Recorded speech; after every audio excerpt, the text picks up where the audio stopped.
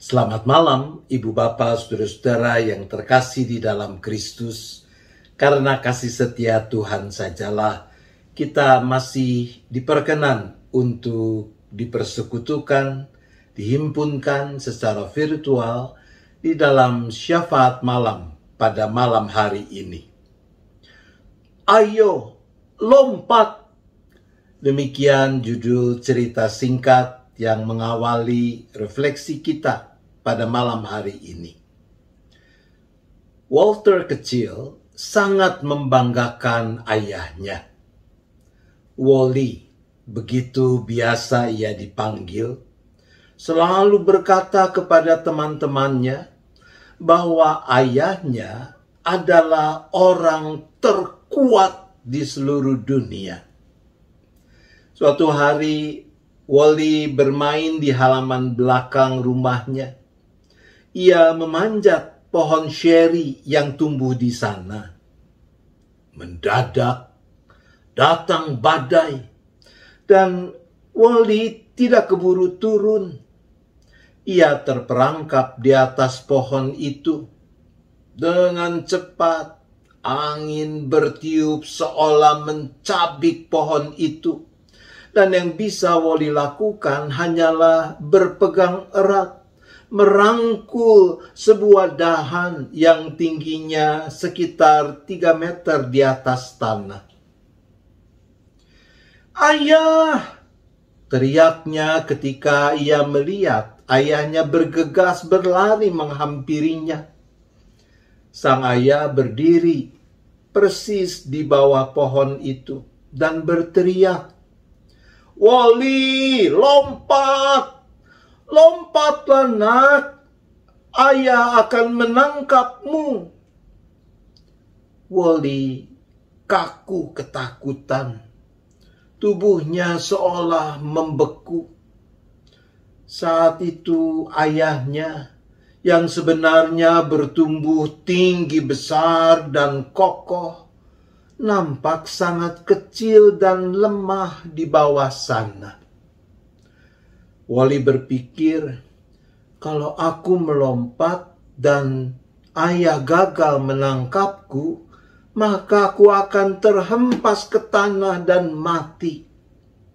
Karena itu ia balas berteriak, "Tidak ayah, aku tidak mau melompat." Pada saat itulah dahan yang dipeluk Wally patah. Ia tidak melompat, tapi ia terjatuh dan langsung jatuh ke dalam pelukan ayahnya yang memang sudah siap menangkap dia. Sambil menangis dan dengan tubuh gemetaran, Wally melangkulkan kedua tangan dan kedua kakinya ke tubuh ayahnya. Ayah memang kuat. Sebelum itu, Wally cuma bercerita bahwa ayahnya adalah orang kuat. Namun sekarang bukan lagi cerita, itu adalah realitas.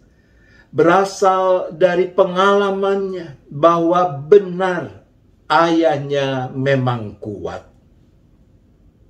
Ibu bapak saudara yang dikasihi Tuhan, doa adalah urusan menyerahkan kehendak kita kepada Allah Bapa kita. Doa adalah urusan bagaimana kita menyerahkan kekuatan kita kepada kekuatannya. Dan berserah penuh ketika ia meminta kita untuk melompat ke dalam pelukan lengan kasih-Nya yang menyelamatkan kita. Kadang kita enggan untuk melompat ke dalam pelukan lengan kasih Allah karena kita dikuasai ketakutan, kekhawatiran, sebab kita memperhitungkan kemungkinan-kemungkinan yang ada melulu atas dasar kekuatan kita sendiri.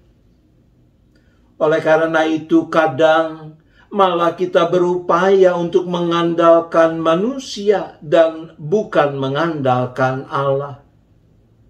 Itulah yang terjadi atas diri bangsa Israel pada zaman Yesaya. Karena ketakutan dan kekhawatirannya, mereka memilih untuk mengandalkan bangsa Mesir guna melawan ancaman bangsa Babel. Maka Allah berfirman, sebab beginilah firman Tuhan Allah yang Maha Kudus, Allah Israel. Dengan bertobat dan tinggal diam, kamu akan diselamatkan. Dalam tinggal tenang dan percaya terletak kekuatanmu. Tetapi kamu enggan, kamu berkata, bukan, kami mau naik kuda dan lari cepat. Maka kamu akan lari dan lenyap. Katamu pula, kami mau mengendarai kuda tangkas. Maka para pengejarmu akan lebih tangkas lagi.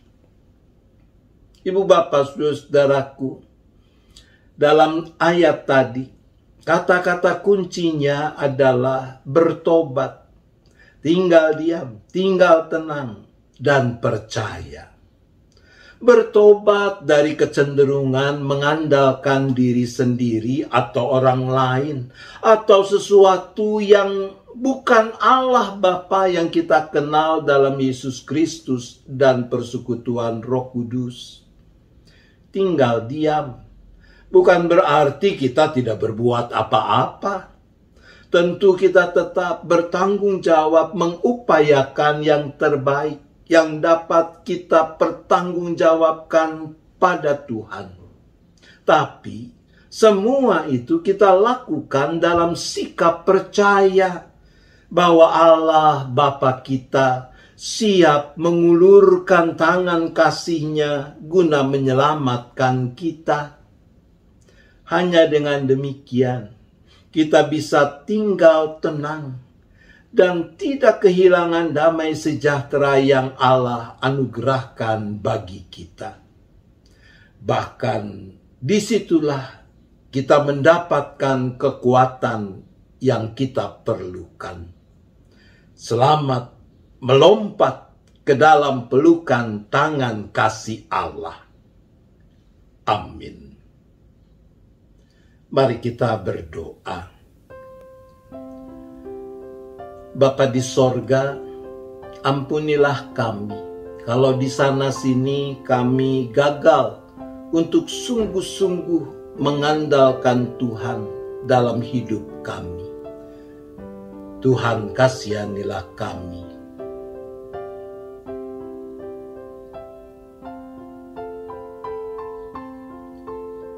Berikanlah kami kekuatan, kebijaksanaan, ketulusan untuk bertobat, untuk berani sungguh-sungguh percaya dan mempercayakan hidup kami hanya kepadamu. Ya Bapa, tolonglah kami.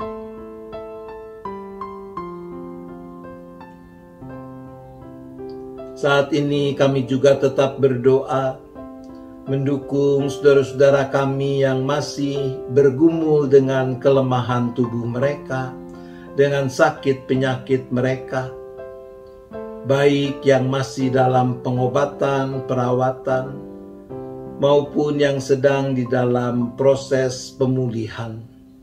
Kami berdoa untuk Ibu Leni Widyastuti, ibunda dari Ibu Ines yang mengidap leukemia, untuk Ibu Marliana, Ibu Damayanti, Angel, Naomi, Wani, Iin, juga Ibu Erni Pranata, ibunda dari Ana. Juga kami berdoa bagi Lani Suhanda yang dirawat karena radang usus. Bagi Pendeta Omo Hasim beserta istri dan anak yang terpapar COVID dan dirawat di Ukrida. Ya Bapa, Engkau yang tahu persis keberadaan setiap anakmu ini. Maka kami mohon, jamahan tangan kasih Tuhan atas mereka. Dan Tuhan juga yang menyempurnakan upaya pengobatan, perawatan yang mereka jalani. Juga untuk saudara-saudara kami yang sedang dalam pemulihan pasca COVID, Pendeta Emeritus Swatami Suteja, Ibu Selvi, dan juga kami berdoa untuk Ibu Endah yang akan menjalani operasi katarak. Bagi mereka semua kami berdoa.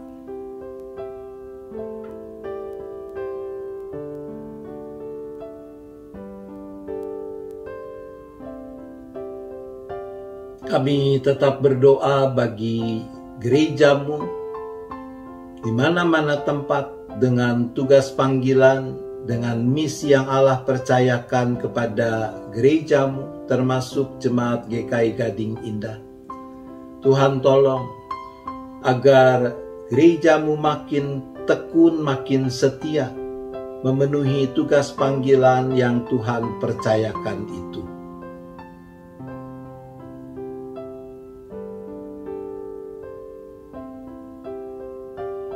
Bagi jemaat GKI Gading Indah, kami berdoa untuk penyelenggaraan bulan musik dan juga rencana basar pelayanan yang akan dilakukan tanggal 14 Agustus mendatang.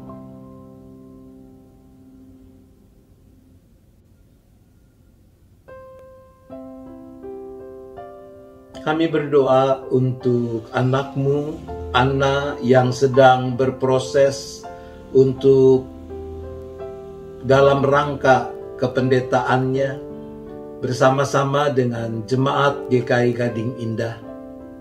Kami mohon hikmat dan penyertaan Tuhan bagi Anna, tapi juga bagi kami untuk dapat berproses bersama-sama dengan dia.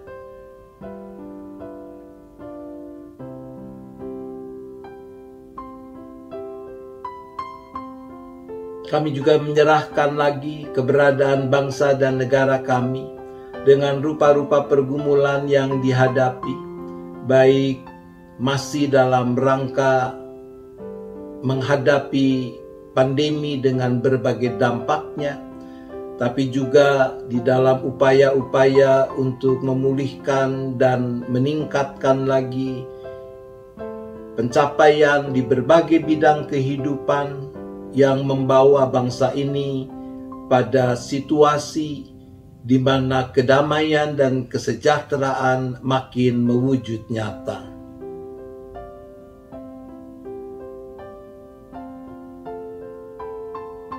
Kami juga terus berdoa bagi makin mewujudnya kedamaian dan perdamaian di muka bumi, khususnya juga bagi peperangan yang belum usai di Eropa Timur antara Rusia dengan Ukraina. Tuhan kasihanilah mereka yang menjadi korban akibat peperangan ini.